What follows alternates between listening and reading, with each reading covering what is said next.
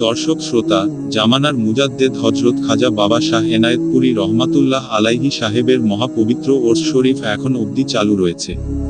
1971 সালের মুক্তিযুদ্ধ সহ নানান সময়ের নানান বাধা বিপত্তি এই উরস শরীফের ধারাবাহিকতার ব্যত্যয় ঘটাতে পারেনি। এমনকি 2021 সালের দুর্যোগপূর্ণ মুহূর্তেও অর্থাৎ কোভিড-19 যখন গোটা পৃথিবীতে সর্বশান্ত করে ফেলেছে তখনও বাংলাদেশ সরকারের বিশেষ অনুমতি সাপেক্ষে পালিত হয়েছে 106তম মহাপবিত্র উরস শরীফ। এবং কেয়ামত পর্যন্ত এই উরস শরীফের ধারাবাহিকতা অব্যাহত থাকবে ইনশাল্লাহ।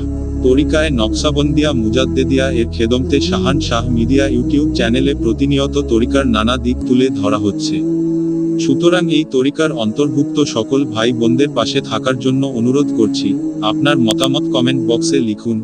ভিডিওটি ভালো লাগলেই অবশ্যই লাইক করুন। ওলি আল্লাহগণের আরও জীবনী পেতে চ্যানেলটি সাবস্ক্রাইব করুন।